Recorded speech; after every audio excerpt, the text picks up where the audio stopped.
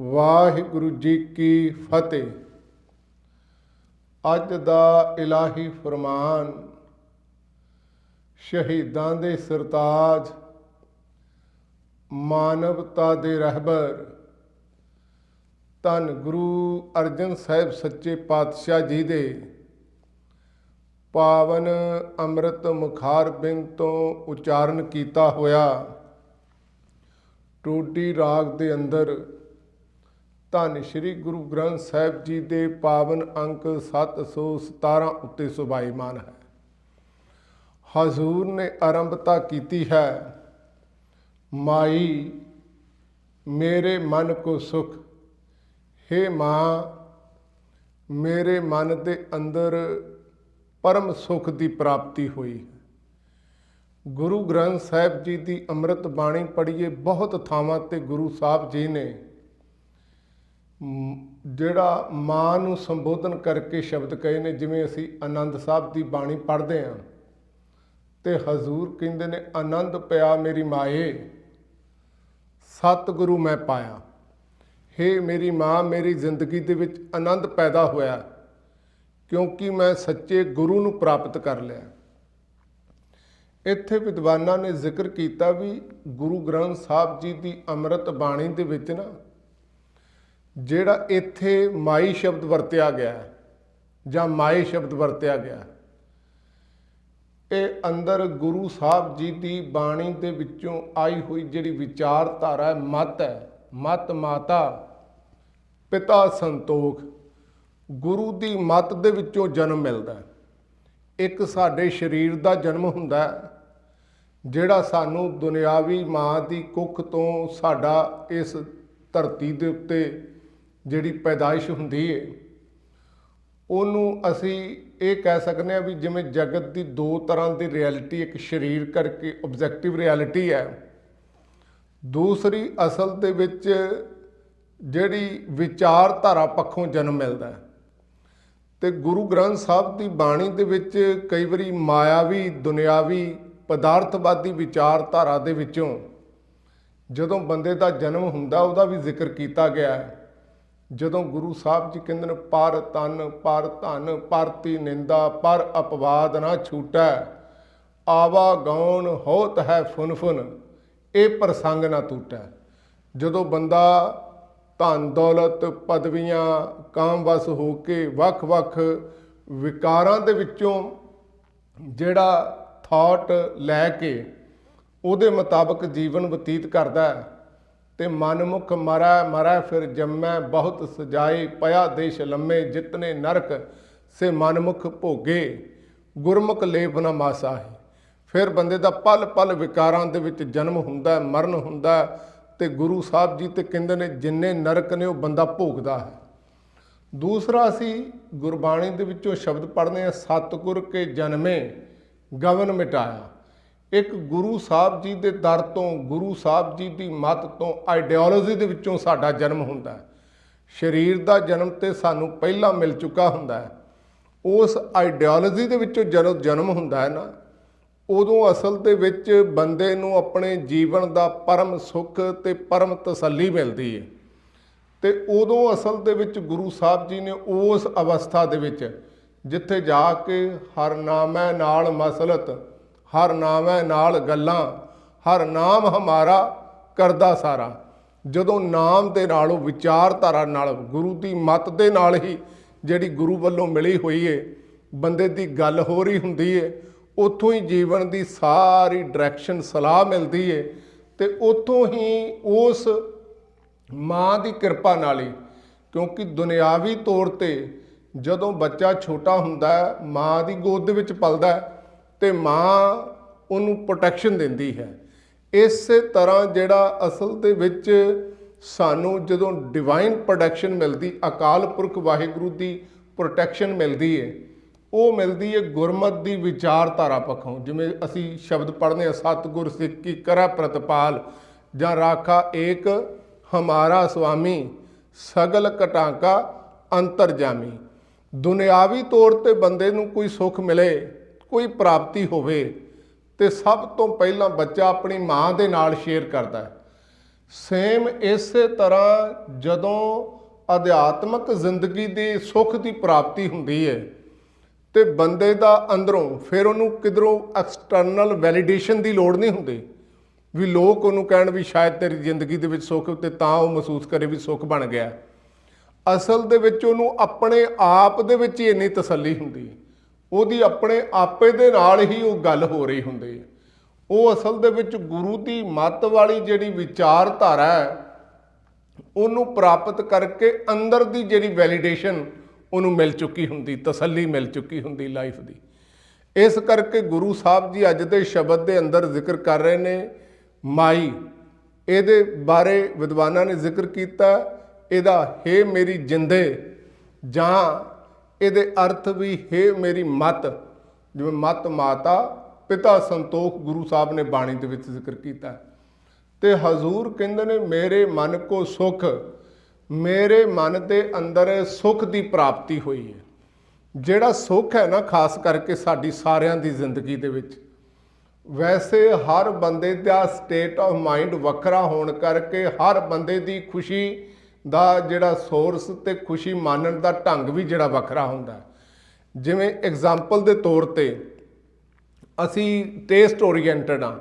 ਹੋ ਸਕਦਾ ਕਿਸੇ ਨੂੰ ਇੱਕ ਚੀਜ਼ ਖਾ ਕੇ ਤਸੱਲੀ ਮਿਲਦੀ ਹੋਵੇ, ਦੂਸਰਾ ਬੰਦਾ ਜਿਹੜਾ ਹੈਲਥ ਕੌਨਸ਼ੀਅਸ ਹੋਵੇ ਉਹਨੂੰ ਟੇਸਟ ਦੀ ਬਜਾਏ ਜਿਹੜੀਆਂ ਚੀਜ਼ਾਂ ਸਿਹਤ ਲਈ ਚੰਗੀਆਂ ਨੇ ਉਹ ਖਾ ਕੇ ਉਹ ਇੰਜੋਏ ਕਰਦਾ ਹੋਵੇ। ਦੂਸਰਾ ਬੰਦਾ, ਇੱਕ ਅਸੀਂ ਮਿਊਜ਼ਿਕ ਸੁਣਦੇ, ਹਰ ਬੰਦਾ ਵੱਖਰੇ ਕਿਸਮ ਦਾ ਜਿਹੜਾ ਮਿਊਜ਼ਿਕ ਸੁਣਨਾ, ਕੋਈ ਕਲਾਸੀਕਲ ਸੁਣਦਾ, ਕੋਈ ਰੌਕ ਮਿਊਜ਼ਿਕ, ਹਿਪ ਹੌਪ, ਕਈ ਕਿਸਮ ਦਾ ਜਿਹੜਾ ਮਿਊਜ਼ਿਕ ਹੈ। ਤੇ ਕੁਝ ਬੰਦੇ ਹੋ ਸਕਦਾ ਵੀ ਦੁਨਿਆਵੀ ਗਾਣਿਆਂ ਨੂੰ ਬਿਲਕੁਲ ਉਹ ਅਧਿਆਤਮਕਵਾਦੀ ਹੋਣ, ਜਾਂ ਉਹਨਾਂ ਦਾ ਜ਼ਿੰਦਗੀ ਦਾ ਜਿਹੜਾ ਮਕਸਦ ਹੈ ਮਨੁੱਖਤਾ ਦੀ ਸੇਵਾ ਹੋਵੇ, ਉਹਨਾਂ ਨੂੰ ਦੁਨਿਆਵੀ ਜਿਹੜੇ ਕਾਮ ਕ੍ਰੋਧ ਲੋਭ ਮੋਹ ਹੰਕਾਰ ਜਿਨ੍ਹਾਂ ਗਾਣਿਆਂ ਦੇ ਵਿੱਚ ਹੈ, ਸੰਗੀਤ ਦੇ ਵਿੱਚ ਹੈ, ਜਿਹਦੇ 'ਚ ਔਰਤ ਨੂੰ ਆਬਜੈਕਟੀਫਿਕੇਸ਼ਨ ਔਰਤ ਦੀ ਕੀਤੀ ਜਾਂਦੀ ਹੈ, ਜਿਹਦੇ 'ਚ ਵਾਇਲੈਂਸ ਹੈ, ਜਿਹਦੇ 'ਚ ਨਸ਼ੇ ਨੇ, ਉਹਨਾਂ ਨੂੰ ਬਿਲਕੁਲ ਉਹ ਚੰਗੇ ਨਾ ਲੱਗਦੇ ਹੋਣ ਤੇ ਉਹਨਾਂ ਦੀ ਅਵਸਥਾ ਜਿਹੜੀ ਮਨ ਦੀ ਚੇਂਜ ਹੋ ਚੁੱਕੀ ਹੋਵੇ।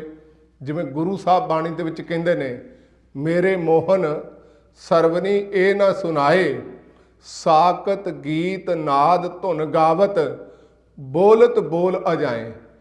ਤੇ ਉਹ ਅਸਲ ਦੇ ਵਿੱਚ ਜਿਹੜੇ ਗੁਰਬਾਣੀ ਸੁਣ ਕੇ ਜ਼ਿਆਦਾ ਉਹਨਾਂ ਦਾ ਸੰਗੀਤ ਦਾ ਵੀ ਆਨੰਦ ਜਿਹੜਾ ਬਿਲਕੁਲ ਵੱਖਰਾ ਹੋਵੇ, ਵੀ ਉਹ ਅੰਮ੍ਰਿਤ ਬਾਣੀ ਸੁਣ ਕੇ ਜਿਹੜੀ ਖੁਸ਼ੀ ਮਹਿਸੂਸ ਕਰਦੇ ਹੋਣ।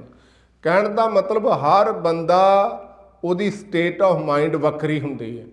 ਤੇ ਅੱਜ ਗੁਰੂ ਸਾਹਿਬ ਜਿਸ ਸਟੇਟ ਆਫ ਮਾਈਂਡ ਦਾ ਜ਼ਿਕਰ ਕਰ ਰਹੇ ਨੇ, ਕਿਉਂਕਿ ਧਰਮ ਕੀ ਕਰਦਾ ਹੈ, ਸਭ ਤੋਂ ਪਹਿਲਾਂ ਜਿਹੜੀ ਸਾਡੀ ਧਰਮ ਦੀ ਅਪਰੋਚ ਹੁੰਦੀ ਹੈ ਸਾਡੇ ਜੀਵਨ ਦੇ ਵਿੱਚ, ਉਹ ਹੁੰਦੀ ਹੈ ਟਰਾਂਸਫੋਰਮੇਸ਼ਨ ਆਫ ਕੌਨਸ਼ੀਅਸਨੈਸ, ਵੀ ਬੰਦੇ ਦੀ ਚੇਤਨਾ ਨੂੰ ਚੇਂਜ ਕਰਨਾ। ਜਦੋਂ ਚੇਤਨਾ, ਉਹਦਾ ਗਿਆਨ ਦਾ ਲੈਵਲ, ਉਹਦੇ ਪਰਖ ਦਾ ਲੈਵਲ ਚੇਂਜ ਹੋ ਜਾਏ, ਉਹਦੀ ਲਾਈਫ ਦੀਆਂ ਚੋਇਸਿਸ ਬਦਲਦੀਆਂ ਨੇ। ਜਦੋਂ ਉਹਦੀ ਲਾਈਫ ਦੀਆਂ ਚੋਇਸਿਸ ਬਦਲਦੀਆਂ ਨੇ, ਫਿਰ ਉਹਦੀ ਜ਼ਿੰਦਗੀ ਦੇ ਵਿੱਚ ਉਹਦੇ ਜਿਹੜੇ ਰਿਜ਼ਲਟ ਨੇ ਉਹ ਵੀ ਬਦਲਣੇ ਸ਼ੁਰੂ ਹੋ ਜਾਂਦੇ ਨੇ। ਜਿਵੇਂ ਧੰਨ ਗੁਰੂ ਅਰਜਨ ਸਾਹਿਬ ਸੱਚੇ ਪਾਤਸ਼ਾਹ, ਇੱਕ ਧਾਰਮਿਕ ਬੰਦੇ ਦੀ ਚੋਇਸ ਕਿਵੇਂ ਬਦਲਦੀ ਹੈ, ਦੋ ਐਗਜ਼ਾਮਪਲ ਤੁਹਾਡੇ ਸਾਹਮਣੇ ਰੱਖਣੀ ਹੈ। ਇੱਕ ਧੰਨ ਗੁਰੂ ਅਰਜਨ ਸਾਹਿਬ ਜੀ ਦਾ ਸ਼ਬਦ ਹੈ, ਉਹ ਕਹਿੰਦੇ ਨੇ, ਵਾਰ ਵਾਰੋਂ ਅਨਕ ਡਾਰੋਂ, ਕਿ ਮੈਂ ਉਸ ਪਰਮ ਪਿਤਾ ਅਕਾਲ ਪੁਰਖ ਦੇ ਨਾਮ ਦੇ ਆਨੰਦ ਤੋਂ, ਉਸ ਵਾਹਿਗੁਰੂ ਜੀ ਦੀ ਭਗਤੀ ਤੋਂ ਸਾਰੇ ਦੁਨੀਆ ਦੇ ਸੁੱਖ ਵਾਰ ਦੇਣਾ। ਕਿਉਂਕਿ ਅਸਲ ਦੇ ਵਿੱਚ ਨਾ ਕੋਈ ਵੀ ਚੀਜ਼ ਕੁਦਰਤ ਦੇ ਵਿੱਚ ਫ੍ਰੀ ਨਹੀਂ ਹੈ। ਹਰ ਚੀਜ਼ ਦੀ ਅਪਰਚੁਨਿਟੀ ਕੋਸਟ ਹੈ, ਵੀ ਸਾਨੂੰ ਕੋਸਟ ਪੇ ਕਰਨੀ ਪੈਂਦੀ। ਕੋਸਟ ਜਿਹੜੀ ਅਪਰਚੁਨਿਟੀ ਕੋਸਟ ਹੈ, ਦੋ ਤਰੀਕੇ ਦੇ ਨਾਲ ਬੰਦਾ ਪੇ ਕਰਦਾ ਹੈ। ਇੱਕ ਹੈ ਜਦੋਂ ਕੋਈ ਵੀ ਚੀਜ਼ ਅਸੀਂ ਗ੍ਰਹਿਣ ਕਰਨੀ ਨਾ, ਉਹਦੇ ਲਈ ਸਾਨੂੰ ਕੋਈ ਕੀਮਤ ਪੇ ਕਰਨੀ ਪੈਂਦੀ। ਜਿਵੇਂ ਇੱਕ ਹੁੰਦੀ ਐਕਸਪਲਿਸਿਟ ਜਿਹੜੀ ਅਪਰਚੁਨਿਟੀ ਕੋਸਟ, ਜਿਵੇਂ ਬਾਹਰੋਂ ਮਨੀ ਕਰਕੇ, ਜਿਵੇਂ ਘਰ ਦੇ ਵਿੱਚ ਕੋਈ ਬੰਦਾ ਹੈ, ਉਹ ਬੰਦਾ ਨਸ਼ੇ ਕਰਨ ਦਾ ਆਦੀ ਹੈ, ਤੇ ਉਹ ਬੰਦਾ ਇੱਕ ਸ਼ਰਾਬ ਦੀ ਬੋਤਲ ਵੀ ਖਰੀਦ ਸਕਦਾ ਹੈ, ਤੇ ਉਹਦੀ ਕੋਸਟ ਦੇ ਉੱਤੇ ਹੀ ਹੋ ਸਕਦਾ ਉਹ ਘਰ ਦੇ ਵਿੱਚ ਬੱਚਿਆਂ ਨੂੰ ਫਲ ਫਰੂਟ ਲਿਆ ਕੇ ਦੇ ਤੇ ਉਹਨਾਂ ਦੀ ਸਿਹਤ ਚੰਗੀ ਰਹੇ, ਉਹ ਆਪਣੇ ਪਰਿਵਾਰ ਦੇ ਬਾਰੇ ਸੋਚੇ ਤੇ ਉਹ ਬੱਚਿਆਂ ਨੂੰ ਚੰਗੇ ਜਿਹੜੀਆਂ ਉਹਨਾਂ ਦੀਆਂ ਫੀਸਾਂ ਭਰ ਕੇ ਚੰਗੇ ਸਕੂਲ ਦੇ ਵਿੱਚ ਐਡਮਿਸ਼ਨ ਲੈ ਦੇ ਵੀ ਨਹੀਂ ਮੈਂ ਨਸ਼ਿਆਂ ਤੇ ਆਪਣੇ ਆਪ ਨੂੰ ਮੇਰਾ ਬਜਟ ਅਸਲ ਦੇ ਵਿੱਚ ਇੱਧਰ ਨਹੀਂ ਜਾਣਾ ਚਾਹੀਦਾ, ਮੇਰੇ ਜੀਵਨ ਨੂੰ ਸਵਾਰਨ ਦੇ ਵਿੱਚ ਮੇਰਾ ਪੈਸਾ ਲੱਗਣਾ ਚਾਹੀਦਾ। ਇਹਦਾ ਮਤਲਬ ਉਹਨੇ ਜਿਹੜਾ ਕੋਸਟ ਪੇ ਕੀਤੀ ਵੀ ਜਿਹੜਾ ਉਹਦਾ ਮਨ ਜੋ ਕੁਝ ਕਹਿ ਰਿਹਾ ਸੀ ਐਂਟਰਟੇਨ ਕਰਨ ਦੇ ਲਈ, ਉਹਨੇ ਉਧਰ ਪੈਸਾ ਨਾ ਖਰਚ ਕਰਕੇ ਤੇ ਆਪਣੇ ਪਰਿਵਾਰ ਨੂੰ ਅਪਲਿਫਟ ਕਰਨ ਦੇ ਲਈ ਬੱਚਿਆਂ ਦੇ ਉੱਤੇ ਉਹ ਕੋਸਟ ਜਿਹੜੀ ਲਾ ਦਿੱਤੀ। ਦੂਸਰੀ ਕੋਸਟ ਹੁੰਦੀ ਹੈ ਜਿਹੜੀ ਮਨੀ ਦੇ ਰੂਪ ਦੇ ਵਿੱਚ ਨਹੀਂ ਹੁੰਦੀ ਪਰ ਇੰਟੈਂਜੀਬਲ ਰੂਪ ਦੇ ਵਿੱਚ ਹੁੰਦੀ ਹੈ, ਜਿਹੜੀ ਅਸੀਂ ਆਪਣੇ ਲਾਈਫ ਦਾ ਟਾਈਮ ਦੇਣਾ ਹੁੰਦਾ, ਲਾਈਫ ਦੀ એનર્ਜੀ ਦੇਣੀ ਹੁੰਦੀ। ਜਿਵੇਂ ਅਸੀਂ ਸਾਰੇ ਹੁਣ ਇੱਥੇ ਜੁੜ ਕੇ ਬੈਠੇ ਹਾਂ ਗੁਰੂ ਘਰ ਦੇ ਵਿੱਚ, ਇਹਦਾ ਮਤਲਬ ਬੰਦਾ ਟੀਵੀ ਵੀ ਵੇਖ ਸਕਦਾ ਸੀ ਜਾਂ ਬੰਦਾ ਹੋਰ ਕੋਈ ਕੰਮ ਵੀ ਕਰ ਸਕਦਾ ਸੀ, ਤੇ ਪਰ ਇੱਥੇ ਆ ਕੇ ਅਸੀਂ ਗੁਰੂ ਸਾਹਿਬ ਜੀ ਦਾ ਗਿਆਨ ਲੈਣ ਦੇ ਲਈ, ਗਿਆਨ ਤੋਂ ਸੇਧ ਲੈਣ ਦੇ ਲਈ ਅਸੀਂ ਅਸਲ ਦੇ ਵਿੱਚ ਇੱਥੇ ਆ ਕੇ ਬੈਠੇ ਹਾਂ ਤੇ ਇਸ ਘੜੀਆਂ ਨੂੰ ਅਸੀਂ ਹੋਰ ਅਮੋਲਕ ਬਣਾ ਰਹੇ ਹਾਂ। ਅਸਲ ਦੇ ਵਿੱਚ ਦੁਨਿਆਵੀ ਅਸੀਂ ਬਹੁਤ ਘੱਟ ਕੀਮਤ ਪੇ ਕੀਤੀ ਪਰ ਉਹਦਾ ਜਿਹੜਾ ਰਿਜ਼ਲਟ ਹੈ ਸਾਡੀ ਜ਼ਿੰਦਗੀ ਦੇ ਵਿੱਚ ਬਹੁਤ ਵੱਡਾ ਨਿਕਲਦਾ ਜੇ ਪ੍ਰੋਪਰ ਢੰਗ ਦੇ ਨਾਲ ਅਸੀਂ ਬਾਣੀ ਨੂੰ ਸੁਣ ਕੇ ਮੰਨ ਲਈਏ। ਫਿਰ ਜਦੋਂ ਬੰਦਾ ਲਗਾਤਾਰ ਗੁਰੂ ਸਾਹਿਬ ਦਾ ਗਿਆਨ ਹਾਸਲ ਕਰਦਾ ਹੈ, ਸਭ ਤੋਂ ਪਹਿਲੀ ਗੱਲ ਬੰਦੇ ਦਾ ਜਿਹੜਾ ਡਿਸੀਜ਼ਨ ਮੇਕਿੰਗ ਜਿਹੜੀ ਉਹ ਬਦਲਦੀ ਹੈ ਵੀ ਬੰਦਾ ਅਸਲ ਵਿੱਚ ਡਿਸੀਜ਼ਨ ਸੱਚ, ਸੰਤੋਖ, ਦਇਆ, ਧਰਮ, ਪਰਉਪਕਾਰ, ਨੇਕੀ ਜਾਂ ਇਸ ਤਰ੍ਹਾਂ ਕਹਿ ਲਓ ਵੀ ਗੁਰੂ ਦੀ ਮੱਤ ਦੇ ਮੁਤਾਬਕ ਆਪਣੀ ਜ਼ਿੰਦਗੀ ਦੇ ਵਿੱਚ ਲੈਂਦਾ ਹੈ। ਫਿਰ ਇਹਦੇ ਨਾਲ ਨਾਲ ਜਿਹੜੀ ਅਗਲੀ ਜਿਹੜੀ ਬੰਦੇ ਦੇ ਜੀਵਨ ਦੇ ਵਿੱਚ ਪ੍ਰਾਪਤੀ ਹੁੰਦੀ ਜਦੋਂ ਬੰਦਾ ਡਿਸੀਜ਼ਨ ਚੰਗੇ ਲੈਂਦਾ ਹੈ ਤੇ ਫਿਰ ਉਹਦੀ ਲਾਈਫ ਦਾ ਜਿਹੜੀਆਂ ਖਾਸ ਕਰਕੇ ਰਿਸੋਰਸਿਸ ਐਲੋਕੇਸ਼ਨ ਹੈ ਨਾ, ਉਹ ਜਿਹੜੇ ਬੰਦੇ ਕੋਲ ਸਾਧਨ ਨੇ ਉਹ ਬੰਦੇ ਦਾ ਯੂਜ਼ ਕਰਨ ਦਾ ਢੰਗ ਤਰੀਕਾ ਬਦਲ ਜਾਂਦਾ ਹੈ। ਜਿਵੇਂ ਬੰਦਾ ਪਹਿਲਾਂ ਗੁਰੂ ਦੇ ਦਰ ਤੇ ਆਉਣ ਤੋਂ ਪਹਿਲਾਂ ਮੰਨ ਲਓ ਬੰਦਾ ਮਨਮਤ ਦੇ ਵਿੱਚ ਜੀ ਰਿਹਾ, ਨਸ਼ਿਆਂ ਦੇ ਵਿੱਚ ਜਿਹੜਾ ਬਹੁਤ ਸਾਰੀ ਆਪਣੀ ਮਾਇਆ ਲਾ ਰਿਹਾ, ਔਰ ਅਸੀਂ ਪੰਜਾਬ ਦੇ ਜਿਹੜੇ ਲੋਕ ਨੇ ਏਸ਼ੀਆ ਦੀ ਸਭ ਤੋਂ ਜ਼ਿਆਦਾ ਸ਼ਰਾਬ ਜਿਹੜਾ ਉੱਥੇ ਜਿਹੜੀ ਵਿਕਦੀ ਹੈ, ਇਸ ਤਰ੍ਹਾਂ ਐਂਟਰਟੇਨਮੈਂਟ ਦੇ ਉੱਤੇ ਕਰੋੜਾਂ ਰੁਪਇਆ ਮਿਊਜ਼ਿਕ ਇੰਡਸਟਰੀ ਬੰਦਾ ਉੱਥੇ ਲਾ ਹੀ ਰਹੇ ਨੇ ਆਲਰੇਡੀ। ਜਦੋਂ ਬੰਦਾ ਇੱਧਰੋਂ ਆਪਣਾ ਪੈਸਾ એનર્ਜੀ ਮੋੜ ਕੇ ਜਿਹੜਾ ਖਾਸ ਕਰਕੇ ਫਿਰ ਇਸ ਤਰ੍ਹਾਂ ਲਾਣੀ ਸ਼ੁਰੂ ਕਰਦੇ ਵੀ ਮੈਂ ਘਰ ਦੇ ਵਿੱਚ ਚੰਗੀਆਂ ਕਿਤਾਬਾਂ ਖਰੀਦਣੀਆਂ ਨੇ, ਵੀ ਮੈਂ ਨਸ਼ਿਆਂ ਦੀ ਬਜਾਏ ਐਂਟਰਟੇਨਮੈਂਟ ਦੀ ਬਜਾਏ ਮੈਂ ਚੰਗੇ ਵਿਦਵਾਨਾਂ ਨੂੰ ਸਟੱਡੀ ਕਰਨ ਦੇ ਲਈ ਚੰਗੀਆਂ ਬੁੱਕਸ ਖਰੀਦਣੀਆਂ, ਗੁਰੂ ਸਾਹਿਬ ਜੀ ਦੀ ਬਾਣੀ ਦੀਆਂ ਪੋਥੀਆਂ ਖਰੀਦਣੀਆਂ, ਗੁਰੂ ਸਾਹਿਬ ਜੀ ਦੀ ਬਾਣੀ ਪੜ੍ਹਨ ਦੇ ਲਈ ਆਪ ਟਾਈਮ ਕੱਢਣਾ। ਜਦੋਂ ਇਸ ਤਰ੍ਹਾਂ ਲਾਣਾ ਸ਼ੁਰੂ ਕਰਦੇ, ਇਹਦਾ ਮਤਲਬ ਉਹਦੇ ਜਿਹੜੇ ਰਿਸੋਰਸਿਸ ਨੇ ਨਾ ਲਾਈਫ ਦੇ, ਉਹਨਾਂ ਦੀ ਐਲੋਕੇਸ਼ਨ ਜਿਹੜੀ ਉਹ ਧਰਮ ਦੇ ਲਈ ਲਾਣੀ ਸ਼ੁਰੂ ਕਰ ਦਿੱਤੀ ਵੀ ਆ ਗੁਰਦੁਆਰੇ ਦੇ ਵਿੱਚ ਅਸੀਂ ਦਸਵੰਧ ਦਿੰਦੇ ਹਾਂ ਕਈ ਵਾਰੀ, ਕਿਉਂਕਿ ਇਹ ਜੇ ਇੰਸਟੀਟਿਊਸ਼ਨ ਚੱਲਦੇ ਰਹਿਣਗੇ ਤੇ ਘੱਟੋ ਘੱਟ ਗੁਰੂ ਸਿੱਖੀ ਦਾ ਪ੍ਰਚਾਰ ਜਿਹੜਾ ਹੁੰਦਾ ਰਹੇਗਾ। ਇੱਧਰ ਬੰਦੇ ਦੀ ਮਾਇਆ ਲੱਗਣੀ ਸ਼ੁਰੂ ਹੋ ਜਾਂਦੀ ਹੈ ਤੇ ਆਮ ਬੰਦਾ ਇਹ ਹੀ ਮਾਇਆ ਬਹੁਤ ਸਾਰੇ ਲੋਕ ਨੇ ਉਹ ਨਸ਼ਿਆਂ ਦੇ ਵਿੱਚ ਲਾ ਰਹੇ ਨੇ, ਐਂਟਰਟੇਨਮੈਂਟ ਦੇ ਵਿੱਚ ਲਾ ਰਹੇ ਨੇ, ਦੁਨਿਆਵੀ ਤੌਰ ਤੇ ਸ਼ੋਇੰਗ ਆਫ ਦੇ ਵਿੱਚ ਵੀ ਬੰਦਾ ਲਾ ਦਿੰਦਾ ਤੇ ਇਹਦਾ ਮਤਲਬ ਇਹ ਸਾਰਾ ਕੁਝ ਬਦਲਦਾ, ਉਹਦੀ ਚੋਇਸ ਬਦਲਦੀ ਹੈ। ਤੇ ਗੁਰਬਾਣੀ ਦੇ ਵਿੱਚ ਸਭ ਤੋਂ ਪਹਿਲਾਂ ਜਿਹੜਾ ਵਾਪਰਦਾ ਹੈ ਉਹ ਵਾਪਰਦਾ ਹੈ ਟਰਾਂਸਫਰਮੇਸ਼ਨ ਆਫ ਕੌਨਸ਼ੀਅਸਨੈਸ, ਬੰਦੇ ਦੀ ਚੇਤਨਾ ਜਿਹੜੀ ਬਦਲਦੀ ਹੈ। ਸਭ ਤੋਂ ਪਹਿਲਾਂ ਜਦੋਂ ਬੰਦੇ ਦਾ ਸੋਚਣ ਦਾ ਢੰਗ ਬਦਲਦਾ ਤੇ ਫਿਰ ਗੁਰੂ ਸਾਹਿਬ ਜੀ ਕਹਿੰਦੇ ਨੇ ਮੈਂ ਉਸ ਅਕਾਲ ਪੁਰਖ ਵਾਹਿਗੁਰੂ ਤੋਂ ਵਾਰ-ਵਾਰੋਂ ਅਨਕ ਡਾਰੋਂ, ਮੈਂ ਗੁਰੂ ਤੋਂ ਸਾਰਾ ਕੁਝ ਗੁਰੂ ਦੇ ਅੱਗੇ ਅਰਪਣ ਕਰ ਦੇਣਾ, ਕੁਰਬਾਨ ਕਰਨ ਦੇ ਲਈ ਤਿਆਰ ਹਾਂ। ਕਾਹਦੇ ਲਈ? ਸੁਖ ਪ੍ਰੇ ਸੁਹਾਗ ਪਲਕ ਰਾਤ, ਵੀ ਮੈਨੂੰ ਜ਼ਿੰਦਗੀ ਰੂਪੀ ਰਾਤ ਦੇ ਵਿੱਚ ਇੱਕ ਵਾਰੀ ਪਲ ਭਰ ਵਾਸਤੇ ਉਸ ਅਕਾਲ ਪੁਰਖ ਵਾਹਿਗੁਰੂ ਦਾ ਮਿਲਾਪ ਹੋ ਜਾਏ ਤੇ ਮੈਂ ਉਸ ਸੁੱਖ ਦੇ ਲਈ, ਉਹਨੇ ਕੁ ਸੁੱਖ ਦੇ ਲਈ ਆਪਣੇ ਸਾਰੇ ਸਾਧਨ ਵਾਰ ਦਿਆਂਗਾ। ਧੰਨ ਗੁਰੂ ਅਰਜਨ ਸਾਹਿਬ ਜੀ ਕਹਿੰਦੇ ਨੇ ਕਨਕ ਮੰਦਰ ਪਾਟ ਸੇਜ ਸਖੀ ਮੋਹਿ ਨਾਹੇ ਇਨਸਿਉ ਤਾਤ, ਵੀ ਕੋਈ ਮੇਰੇ ਸਾਹਮਣੇ ਸੋਨੇ ਦਾ ਮਹਿਲ ਖੜਾ ਕਰ ਦੇ, ਸੋਨੇ ਦਾ ਘਰ, ਪਰ ਗੁਰੂ ਗ੍ਰੰਥ ਸਾਹਿਬ ਜੀ ਦੀ ਬਾਣੀ ਦੇ ਵਿੱਚ ਜ਼ਿਕਰ ਹੈ ਜਿਨ੍ਹਾਂ ਸ਼ਰਧਾ ਰਾਮ ਨਾਮ ਲਾਗੀ ਤਿਨ ਅਵਰੈ ਚੀਤ ਨ ਲਾਇਆ ਰਾਮ, ਜੇ ਸਗਲੀ ਧਰਤੀ ਕੰਚਨ ਕਰ ਦੀਜੈ, ਬਿਨ ਨਾਮੈ ਅਵਰ ਨਾ ਪਾਇਆ ਰਾਮ। ਵੀ ਸਾਰੀ ਦੁਨੀਆ ਦੀ ਧਰਤੀ ਜਿੰਨੀ ਵੀ ਹੈ ਸੋਨਾ ਬਣਾ ਕੇ ਵੀ ਰੱਬ ਦੇ ਪਿਆਰਿਆਂ ਨੂੰ ਪੇਸ਼ ਕੀਤੀ ਜਾਏ ਨਾ, ਤੇ ਉਹ ਇੰਨੇ ਸੋਨੇ ਵੱਲ ਨਹੀਂ ਵੇਖਦੇ। ਅਸਲ ਦੇ ਵਿੱਚ ਅਕਾਲ ਪੁਰਖ ਵਾਹਿਗੁਰੂ ਦੀ ਭਗਤੀ ਨੂੰ ਕਦੇ ਛੱਡਣ ਲਈ ਤਿਆਰ ਨਹੀਂ ਹੁੰਦਾ। ਇਹਨਾਂ ਜਿਹੜਾ ਕਹਿਣ ਦਾ ਮਤਲਬ ਰੱਬ ਦੇ ਨਾਮ ਦੇ ਪ੍ਰਤੀ ਉਹ ਸਜਗ ਹੁੰਦੇ ਨੇ, ਅੰਦਰੋਂ ਜਿਹੜੇ ਚੇਤਨ ਹੁੰਦੇ ਨੇ।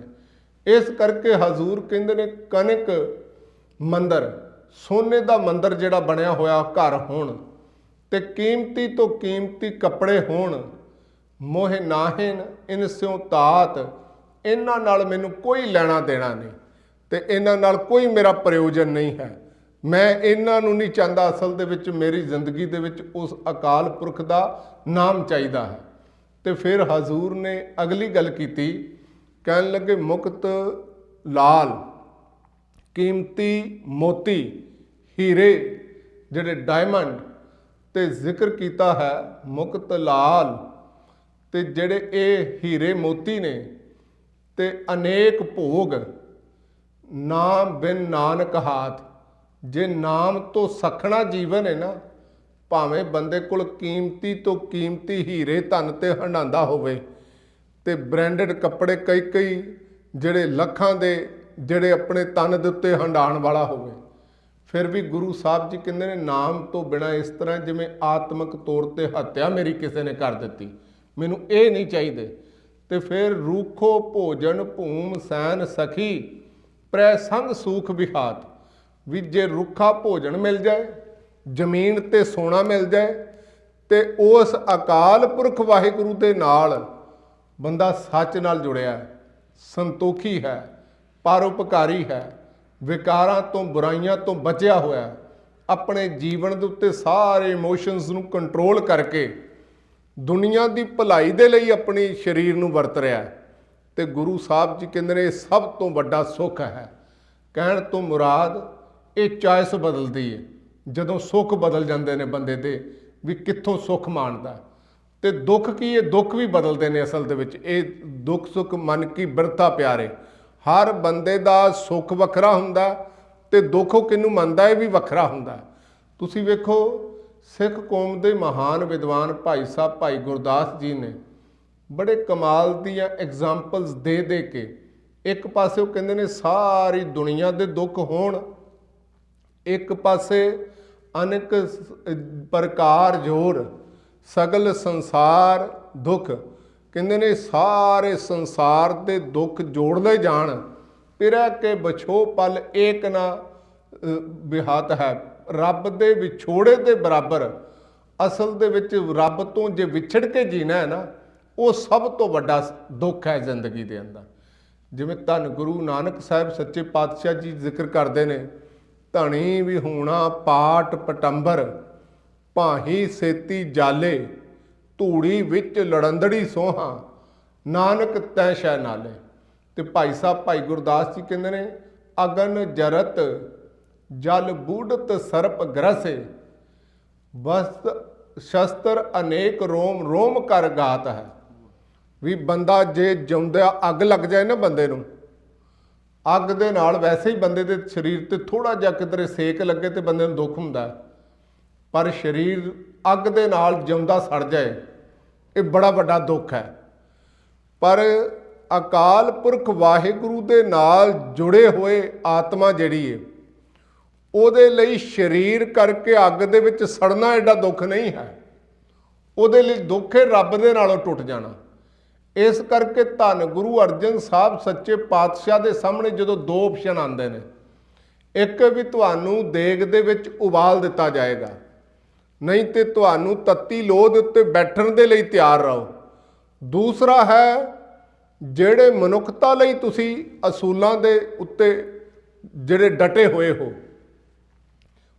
ਤੇ ਇਹਨਾਂ ਅਸੂਲਾਂ ਨਾਲ ਕੰਪਰੋਮਾਈਜ਼ ਕਰੋ। ਤੇ ਗੁਰੂ ਸਾਹਿਬ ਧੰਨ ਗੁਰੂ ਅਰਜਨ ਸਾਹਿਬ ਜੀ ਦੇ ਸਾਹਮਣੇ ਸੰਸਾਰ ਸੀ। ਆਪਣੀ ਸਾਰੀ ਜ਼ਿੰਦਗੀ ਉਹਨਾਂ ਨੇ ਗੁਰੂ ਨਾਨਕ ਸਾਹਿਬ ਜੀ ਦੇ ਸਿਧਾਂਤਾਂ ਦੇ ਮੁਤਾਬਕ ਜਿਉਂਦਿਆਂ ਨਿਭਾ ਦਿੱਤੀ ਸੀ। ਹਿੰਦੁਸਤਾਨ ਦੇ ਵਿੱਚ ਪਹਿਲੀ ਵਾਰੀ ਗੁਰੂ ਨਾਨਕ ਸਾਹਿਬ ਜੀ ਦੇ ਘਰ ਨੇ ਬੜੇ ਅਸਰ ਭਰਪੂਰ ਢੰਗ ਦੇ ਨਾਲ ਜਾਤ ਪਾਤ, ਊਚ ਨੀਚ, ਔਰਤ ਮਰਦ, ਇਹ ਵਿਤਕਰਿਆਂ ਨੂੰ ਖਤਮ ਕਰਕੇ ਏਕਤਾ ਵਾਲਾ ਪਾਠ ਪੜਾਇਆ ਸੀ। ਤੇ ਜਦੋਂ ਗੁਰੂ ਸਾਹਿਬ ਵਿਚਰਦੇ ਹੋਣਗੇ, ਲੋਕ ਸੈਂਕੜਿਆਂ ਦੀ ਤਾਦਾਦ ਦੇ ਵਿੱਚ ਆਉਂਦੇ ਹੋਣਗੇ ਲੰਗਰ ਛਕਣ ਤੋਂ ਬਾਅਦ, ਵੀ ਹਜ਼ੂਰ ਸਾਨੂੰ ਤੇ ਪਿੰਡਾਂ ਦੇ ਵਿੱਚ ਲੋਕ ਬੜਾ ਨੀਵਾਂ ਸਮਝਦੇ ਨੇ, ਸਾਡੀ ਤੇ ਜਿਹੜੀ ਜ਼ੁਬਾਨ ਦੇ ਨਾਲ ਬੜੇ ਮਾੜੇ ਲਫ਼ਜ਼ਾਂ ਨਾਲ ਸੰਬੋਧਨ ਕੀਤਾ ਜਾਂਦਾ। ਆ ਤੁਹਾਡੇ ਦਰਬਾਰ ਦੇ ਵਿੱਚ ਆਏ ਆ, ਪਹਿਲੀ ਵਾਰੀ ਜ਼ਿੰਦਗੀ ਦੇ ਵਿੱਚ ਇੱਜ਼ਤ ਮਿਲੀ ਹੈ, ਨਹੀਂ ਤੇ ਲੋਕ ਤਾਂ ਸਾਨੂੰ ਦੁਦਕਾਰਦੇ ਨੇ, ਜਾਤੀ ਸੂਚਕ ਨਾਮ ਸ਼ਬਦ ਵਰਤਦੇ ਨੇ, ਰੋਜ਼ ਸਾਡੀ ਇਨਸਲਟ ਹੁੰਦੀ ਹੈ। ਤੇ ਆ ਸੰਗਤ ਦੇ ਵਿੱਚ ਪਹਿਲੀ ਵਾਰੀ ਸਾਨੂੰ ਮਨੁੱਖ ਹੋਣ ਦਾ ਅਹਿਸਾਸ ਹੋਇਆ ਵੀ ਅਸੀਂ ਵੀ ਬੰਦੇ ਹਾਂ, ਨਹੀਂ ਤੇ ਹਿਊਮਨ ਡਿਗਨਿਟੀ ਨੂੰ ਤੇ ਉਹ ਰਿਸਪੈਕਟ ਨੂੰ ਉਹ ਕਦੇ ਹੋਰ ਕਿਧਰੇ ਇੰਜੋਏ ਨਹੀਂ ਕਰ ਸਕਦੇ। ਤੇ ਜਦੋਂ ਗੁਰੂ ਸਾਹਿਬ ਕੋਲ ਆਉਂਦੇ ਹੋਣਗੇ, ਉਹ ਤੇ ਬਾਰ-ਬਾਰ ਗੁਰੂ ਸਾਹਿਬ ਦੇ ਚਰਨਾਂ ਤੋਂ ਬਲਹਾਰ ਜਾਂਦੇ ਹੋਣਗੇ ਵੀ ਸਾਡੇ ਪਰਿਵਾਰ ਦਾ, ਸਾਡੇ ਬੱਚਿਆਂ ਦਾ ਜਿਹੜਾ ਜੀਵਨ ਹੈ, ਹੁਣ ਇਹ ਜਨਮ ਤੁਮਾਰੇ ਲੇਖੇ, ਜਿੱਥੇ ਮਰਜ਼ੀ ਤੁਸੀਂ ਵਰਤ ਰਹੇ ਹੋ, ਹੁਣ ਸਾਡੀ ਜੀਵਨ ਦੀ ਸਾਰੀ એનર્ਜੀ ਤੁਹਾਡੇ ਤੋਂ ਕੁਰਬਾਨ ਹੈ, ਅਸੀਂ ਆਪਣਾ ਆਪਾ ਤੁਹਾਡੇ ਤੋਂ ਕੁਰਬਾਨ ਕਰਨੇ ਆ। ਔਰਤਾਂ ਨੂੰ ਜਿਨ੍ਹਾਂ ਨੂੰ ਬਰਾਬਰ ਦਾ ਦਰਜਾ ਮਿਲਦਾ ਹੋਏਗਾ ਤੇ ਜਿਨ੍ਹਾਂ ਦੇ ਪਤੀ ਆ ਕੇ ਨਸ਼ੇ ਛੱਡ ਕੇ ਗੁਰੂ ਸਾਹਿਬ ਜੀ ਦੇ ਚਰਨਾਂ ਦੇ ਨਾਲ ਜੁੜ ਕੇ ਜਿਹੜੇ ਅਸਲ ਦੇ ਵਿੱਚ ਔਰਤਾਂ ਦੀ ਰਿਸਪੈਕਟ ਕਰਨੀ ਸਿੱਖੇ ਹੋਣਗੇ, ਸੋ ਕਿਉਂ ਮੰਦਾ ਆਖੀਐ ਜਿਤ ਜੰਮੇ ਰਾਜਾਨ, ਉਹ ਗੁਰੂ ਸਾਹਿਬ ਜੀ ਤੋਂ ਕੁਰਬਾਨ ਜਾਂਦੇ ਨੇ। ਫਿਰ ਸਮਾਜ ਦੇ ਅੰਦਰ ਜਿੰਨੀਆਂ ਜਿਹੜੀ ਕਰਪਸ਼ਨ ਹੈ, ਜਿਹੜੇ ਇਲਾਕੇ ਦੇ ਵਿੱਚ ਸਿੱਖੀ ਦਾ ਪ੍ਰਚਾਰ ਹੁੰਦਾ ਹੈ, ਤੇ ਉਸ ਇਲਾਕੇ ਦੇ ਵਿੱਚ ਇਮਾਨਦਾਰ ਲੋਕ ਪੈਦਾ ਹੋ ਜਾਂਦੇ ਨੇ ਗੁਰੂ ਸਾਹਿਬ ਨਾਲ। ਤੇ ਫਿਰ ਜਿੱਥੇ ਪੋਲੀਟੀਕਲ ਦੁਨੀਆ ਦੇ ਉੱਤੇ ਜ਼ੁਲਮ ਹੋ ਰਿਹਾ, ਤੇ ਗੁਰੂ ਸਾਹਿਬ ਉਹ ਜ਼ਾਲਮਾਂ ਦੇ ਖਿਲਾਫ ਵੀ ਸਿੱਖਾਂ ਨੂੰ ਅਵੇਅਰ ਕਰਦੇ ਨੇ, ਤੇ ਜ਼ੁਲਮ ਦੇ ਖਿਲਾਫ ਜੂਝਣ ਦਾ ਵੀ ਢੰਗ ਤਰੀਕਾ ਦੱਸਦੇ ਨੇ। ਜਦੋਂ ਇਹ ਸਾਰੇ ਕੁਝ ਗੁਰੂ ਸਾਹਿਬ ਜੀ ਨੇ ਵੇਖਿਆ ਨਾ ਵੀ ਇੱਕ ਵਿਚਾਰਧਾਰਾ ਮਨੁੱਖਤਾ ਦੇ ਪਰਉਪਕਾਰ ਦੇ ਲਈ ਕੰਮ ਕਰ ਰਹੀ ਹੈ, ਉਹਨਾਂ ਨੂੰ ਤੱਤੀ ਲੋਹ ਤੇ ਬਹਿਣਾ ਸੌਖਾ ਲੱਗਾ ਹੋਵੇਗਾ। ਉਹਨਾਂ ਨੂੰ ਅਸਲ ਦੇ ਵਿੱਚ ਉਬਲਦੀ ਦੇਗ ਦੇ ਵਿੱਚ ਉਬਲਣਾ ਸੌਖਾ ਲੱਗਦਾ ਸੀ, ਪਰ ਵਿਚਾਰਧਾਰਾ ਤੋਂ ਸਟੈਪ ਬੈਕ ਕਰਨਾ ਇਹ ਉਹਨਾਂ ਦਾ ਦੁੱਖ ਸੀ। ਇਸ ਕਰਕੇ ਭਾਈ ਗੁਰਦਾਸ ਜੀ ਕਹਿੰਦੇ ਨੇ, ਜਦੋਂ ਬੰਦੇ ਦੀ ਚੇਤਨਾ ਬਦਲ ਜਾਏ, ਜਦੋਂ ਬੰਦੇ ਦੇ ਬਲੀਵ ਸਿਸਟਮ ਬਦਲ ਜਾਏ, ਉਹਦੇ ਦਿਮਾਗ ਦੀ ਨੌਲੇਜ ਦਾ ਲੈਵਲ ਜਿਹੜਾ ਚੇਂਜ ਹੋ ਜਾਏ, ਸਪਿਰਿਚੁਅਲ ਹੋ ਜਾਏ, ਉਦੋਂ ਫਿਰ ਦੁੱਖ ਵੀ ਵੱਖਰਾ ਹੁੰਦਾ, ਉਦੋਂ ਸੁੱਖ ਵੀ ਵੱਖਰਾ ਹੁੰਦਾ। ਉਦੋਂ ਸੁੱਖ ਹੁੰਦਾ ਅਕਾਲ ਪੁਰਖ ਵਾਹਿਗੁਰੂ ਦੇ ਨਾਮ ਦੇ ਵਿੱਚ, ਉਦੋਂ ਜਿਹੜਾ ਦੁੱਖ ਹੁੰਦਾ ਬਿਨ ਤੁਧ ਹੋਰ ਜੇ ਮੰਗਣਾ, ਸਿਰ ਦੁੱਖਾਂ ਕਾ ਦੁੱਖ, ਦੇ ਨਾਮ ਸੰਤੋਖੀਆ ਉਤਰੈ ਮਨ ਕੀ ਭੁੱਖ। ਸਭ ਤੋਂ ਸਰਮੋਰ ਦੁੱਖ ਹੁੰਦਾ ਉਸ ਵਿਚਾਰਧਾਰਾ ਨਾਲੋਂ ਟੁੱਟ ਜਾਣਾ। ਇਸ ਕਰਕੇ ਭਾਈ ਗੁਰਦਾਸ ਜੀ ਕਹਿੰਦੇ ਨੇ, ਅਗਨ ਜਰਤ, ਅੱਗ ਦੇ ਵਿੱਚ ਸੜ ਜਾਣਾ ਜਿਉਂਦੇ ਭਾਈ ਦਿਆਲੇ ਜੀ ਦੀ ਤਰ੍ਹਾਂ, ਇਹ ਏਡਾ ਵੱਡਾ ਦੁੱਖ ਨਹੀਂ। ਪਰ ਗੁਰਮਤ ਦੀ ਵਿਚਾਰਧਾਰਾ ਨੂੰ, ਰੱਬ ਦੇ ਨਾਮ ਨੂੰ ਪਿੱਠ ਦੇ ਕੇ ਜੀਣਾ, ਉਹ ਭਗਤਾਂ ਲਈ ਸਭ ਤੋਂ ਵੱਡਾ ਦੁੱਖ ਹੋ ਨਿਬੜਦਾ। ਅਗਲੀ ਗੱਲ ਹਜ਼ੂਰ ਨੇ ਕੀਤੀ, ਜਲ ਬੂਢਤ, ਵੀ ਜੇ ਜਿਉਂਦਾ ਬੰਦਾ ਪਾਣੀ ਦੇ ਵਿੱਚ ਡੁੱਬਦਾ ਹੋਵੇ ਤੇ ਇਹ ਦੁੱਖ ਹੈ। ਪਰ ਪਾਣੀ ਤੋਂ ਲੋਕਾਂ ਨੂੰ ਕਈਆਂ ਨੂੰ ਡਰ ਵੀ ਲੱਗਦਾ ਹੈ।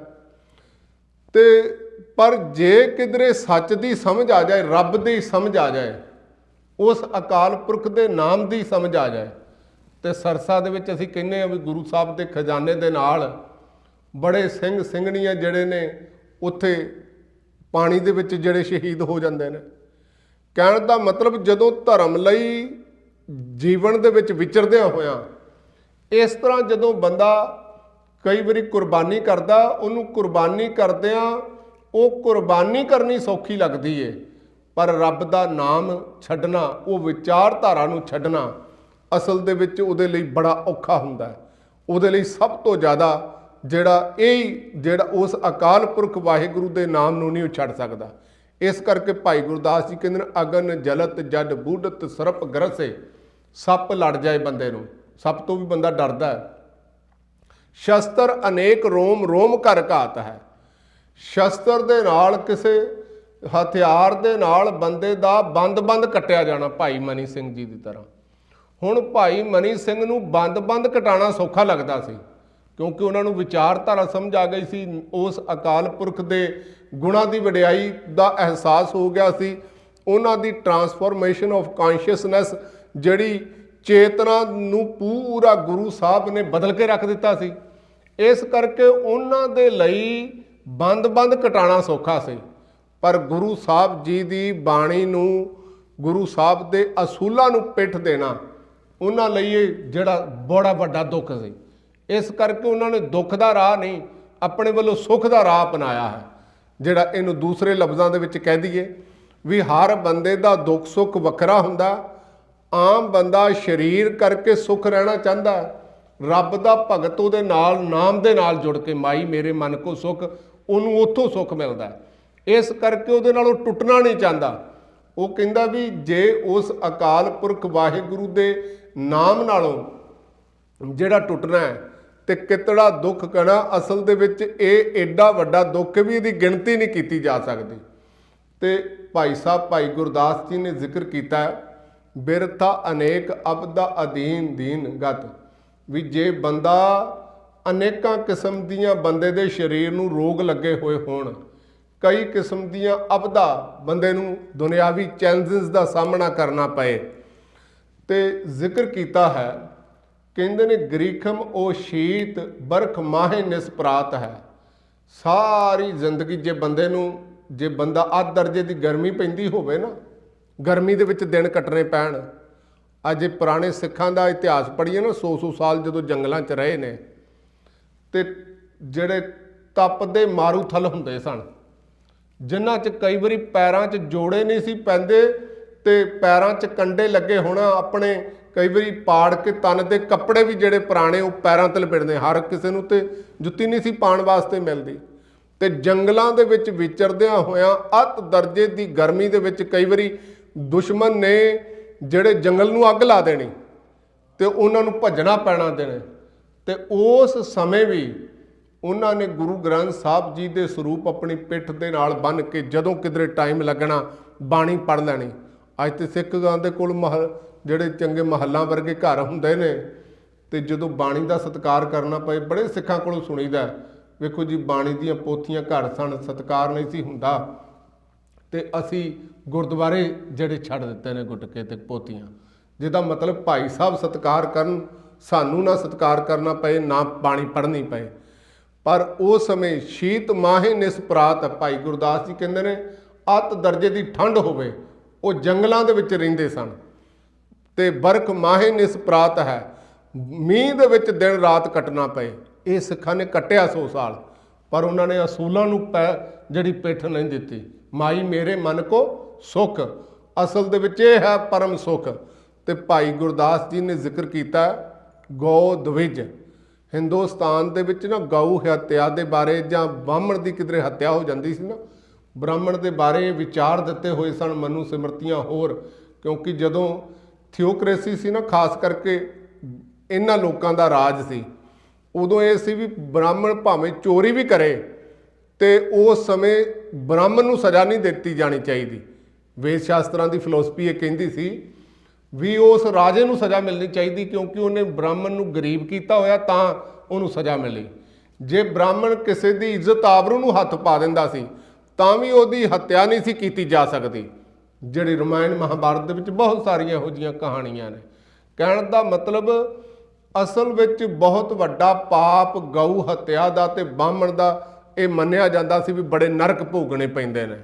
ਪਰ ਭਾਈ ਗੁਰਦਾਸ ਜੀ ਕਹਿੰਦੇ ਨੇ ਇਹ ਤੇ ਵੈਸੇ ਵਹਿਮ ਹੀ ਹੈ, ਤੇ ਅਸਲ ਦੇ ਵਿੱਚ ਇਹ ਕੋਈ ਵੱਡਾ ਪਾਪ ਨਹੀਂ ਬੰਦੇ ਨੂੰ, ਜਿੰਨਾ ਰੱਬ ਦੇ ਅਸੂਲਾਂ ਨਾਲੋਂ, ਰੱਬ ਦੀ ਭਗਤੀ ਨਾਲੋਂ ਟੁੱਟ ਜਾਣਾ, ਇਹ ਉਸ ਤੋਂ ਵੱਡਾ ਹੈ। ਤੇ ਅਗਲੀ ਜ਼ਿਕਰ ਕੀਤਾ ਬੰਸ ਵਿਸ਼ਵਾਸ, ਬਧੂ ਵਿਸ਼ਵਾਸ, ਲਾਈਫ ਪਾਰਟਨਰ ਕਿਸੇ ਦਾ ਧੋਖਾ ਦੇ ਜਾਏ, ਫਿਰ ਵੀ ਬੰਦਾ ਡਿਪਰੈਸ਼ਨ ਚਲਾ ਜਾਂਦਾ। ਬੰਦਾ ਕਹਿੰਦਾ ਜੀ ਮੇਰਾ ਤੇ ਘਰ ਉਜੜ ਗਿਆ, ਬਰਬਾਦ ਹੋ ਗਿਆ, ਮੈਨੂੰ ਤੇ ਐਡਾ ਧੱਕਾ ਲੱਗਾ। ਰਾਜੇ ਭਰਥਰੀ ਵਰਗੇ ਅਸਲ ਦੇ ਵਿੱਚ ਰਾਜ ਛੱਡ ਕੇ ਜੋਗੀ ਬਣਦੇ ਰਹੇ ਨੇ। ਦੁਨੀਆ ਤੇ ਬਹੁਤ ਸਾਰੇ ਲੋਕਾਂ ਦਾ ਇਸ ਤਰ੍ਹਾਂ ਦੀ ਹਿਸਟਰੀ ਮਿਲਦੀ, ਬੜਾ ਬੰਦੇ ਨੂੰ ਦੁੱਖ ਮਹਿਸੂਸ ਹੁੰਦਾ ਹੈ। ਭਾਈ ਗੁਰਦਾਸ ਜੀ ਕਹਿੰਦੇ ਨੇ ਵੀ ਕੋਈ ਬੜਾ ਵੱਡਾ ਦੁੱਖ ਨਹੀਂ ਬੰਦੇ ਦੀ ਜ਼ਿੰਦਗੀ ਦੇ ਅੰਦਰ। ਇਸੇ ਤਰ੍ਹਾਂ ਉਹਨਾਂ ਨੇ ਜ਼ਿਕਰ ਕੀਤਾ ਤ੍ਰਿਸ਼ਨਾ ਅਨੇਕ ਦੁੱਖ, ਦੁੱਖ ਬਸ ਗਾਤ ਹੈ। ਇਸ ਤਰ੍ਹਾਂ ਤ੍ਰਿਸ਼ਨਾ ਦੇ ਅਧੀਨ ਵੀ ਬੰਦਾ ਕਾਮ ਕ੍ਰੋਧ ਲੋਭ ਮੋਹ ਹੰਕਾਰ ਦੇ ਵਿੱਚ ਵੀ ਹੋਵੇ, ਅੰਦਰੋਂ ਦੁਖੀ ਰਹਿੰਦਾ ਹੈ।